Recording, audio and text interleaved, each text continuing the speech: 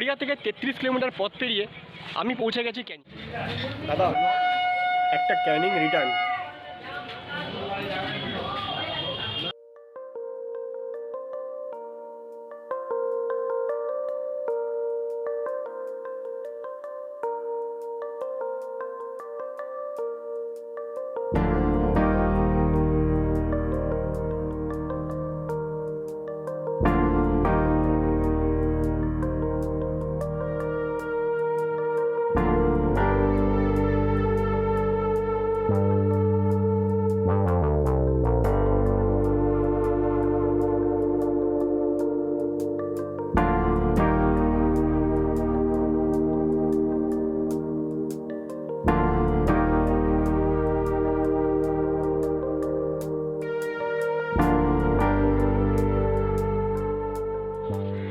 নমস্কার বন্ধুরা, সকলকে রবিবারস্বরীয় বৈকালিক শুভেচ্ছা।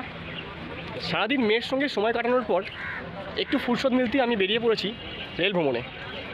প্রথমেই জানিয়ে রাখি, একটি বিশেষ কারণে আজ আমার বেশভূষার অবস্থা খুব একটা ভালো নয়। পরে অবশ্য যখন কোনো ভিডিও করব এই কারণটা আমি বলবো, তার আগে আপনারা সচক্ষে দেখতেও পারবেন। সে যাই হোক, আজ আমি একটি নতুন শাখায় জার্নি করতে চলেছি। একটি আত্মীয়ের বাড়ি থাকার কারণে আমাকে গড়িয়া থেকে ট্রেন ধরতে হবে এবং শিয়ালদহ থেকে আসা ক্যানিং লোকালে গড়িয়া থেকে আমি উঠে পড়ব আর নামবো ক্যানিং। তো এই অবস্থার জন্য আমি বেশি ক্যামেরার সামনে আসবো না, এখান থেকে শুরু করছি, যেতে যেতে কথা হবে এবং শেষে ক্যানিংয়ে গিয়ে আবার ক্যামেরার সামনে আসবো। তো বন্ধুরা, আমি অভিজিৎ আর তোমরা দেখছো রেল ফাইন অ্যামেজিং অভিজিতের নতুন স্টেশন ভ্রমণ।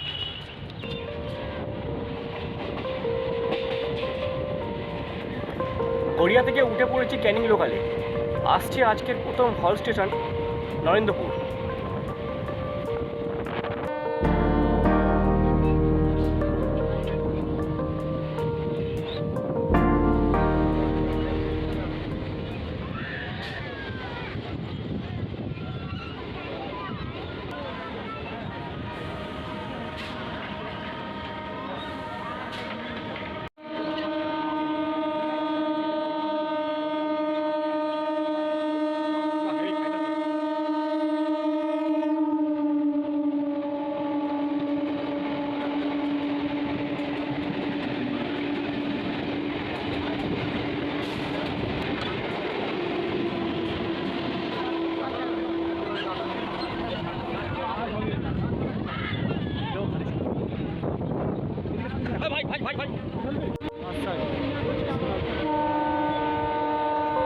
আসছে যাত্রাপথের একটিমাত্র জংশন স্টেশন, সোনারপুর জংশন।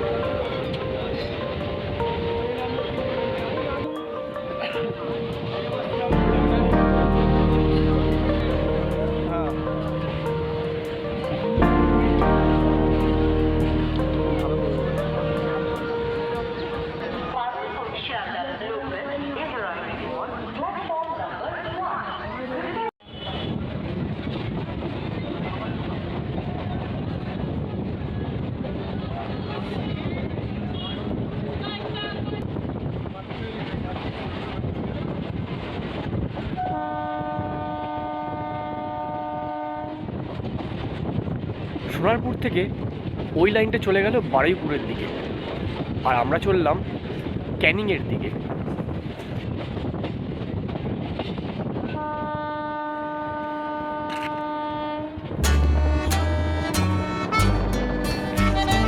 দুপাশের প্রাকৃতিক দৃশ্যপট সম্পূর্ণরূপে বদলে গেল। কংক্রিটের অরণ্য এখন দিগন্তে বিলীন। আসছে পরবর্তী স্টেশন বিদ্যাধরপুর।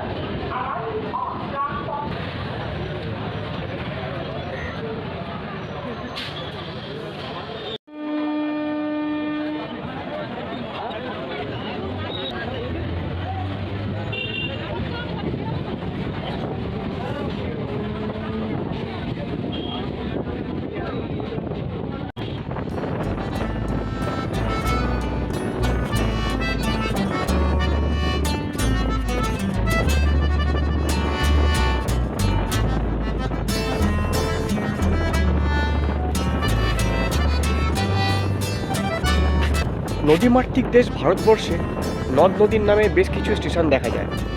তেমনই দক্ষিণবঙ্গের পিয়ালি নদীর নামেও রয়েছে একটি স্টেশন।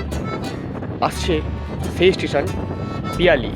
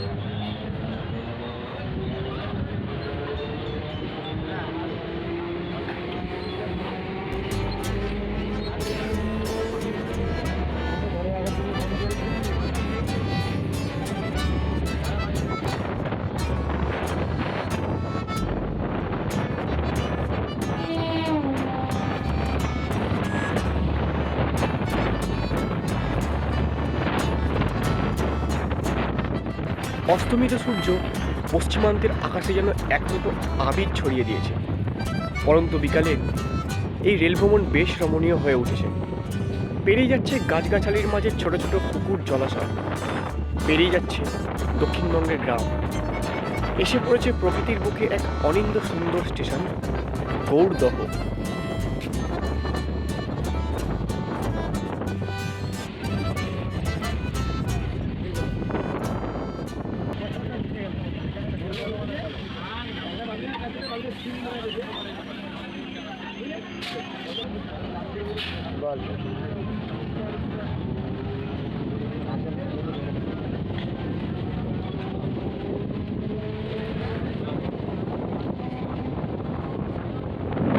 গড়িয়া থেকে অনেকটা পথ পেরিয়ে গেছি।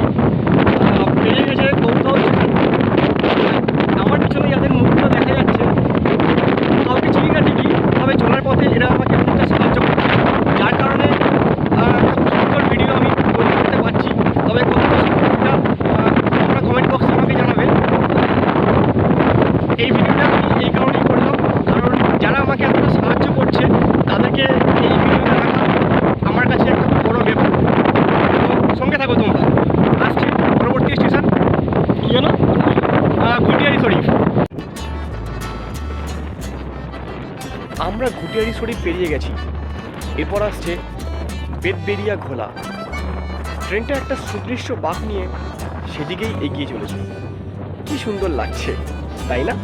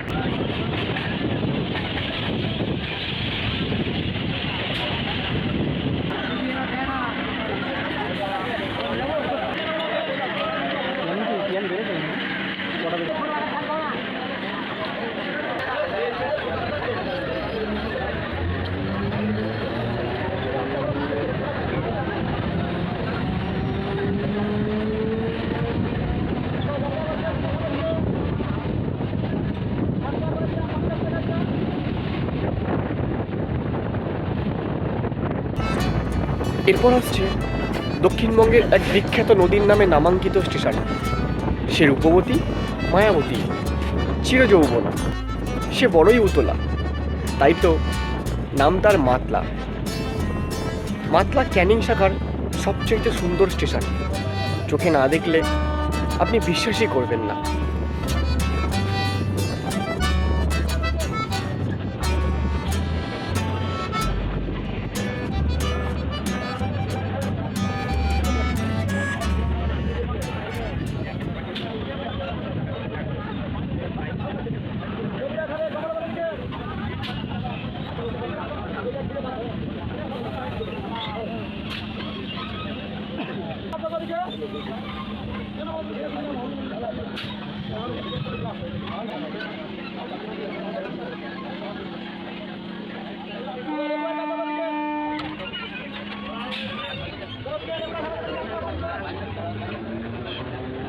গাড়ি ধরে টানবো।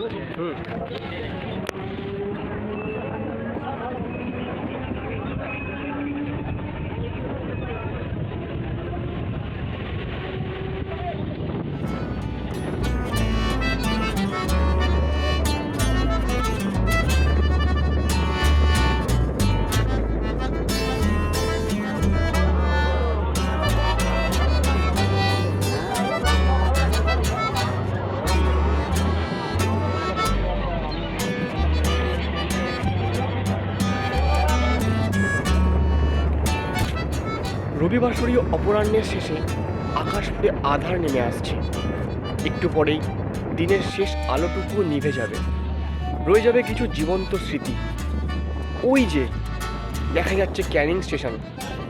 আপনাদের যদি এই ভ্রমণ ভালো লাগে, যদি এই পথ চলা ভালো লাগে, তবে চ্যানেলটি সাবস্ক্রাইব করে দেবেন দয়া করে। এসে গেছে আজকের শেষ গন্তব্য, ক্যানিং।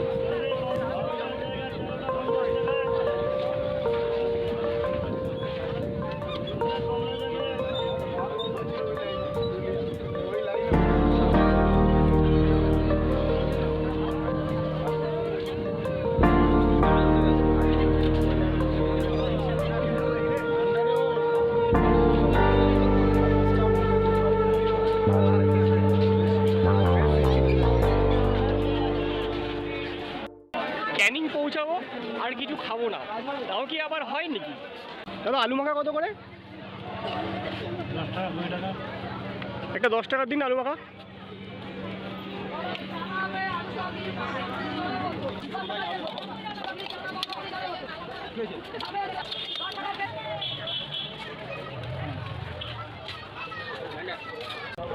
নিয়ে নিয়েছি 10 টাকার আলু মাখা।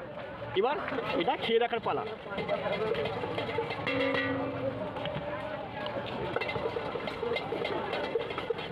খুব সুন্দর।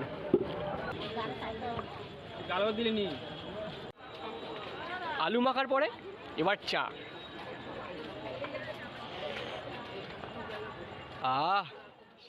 গড়িয়া থেকে 33 কিলোমিটার পথ পেরিয়ে আমি পৌঁছে গেছি ক্যানিং।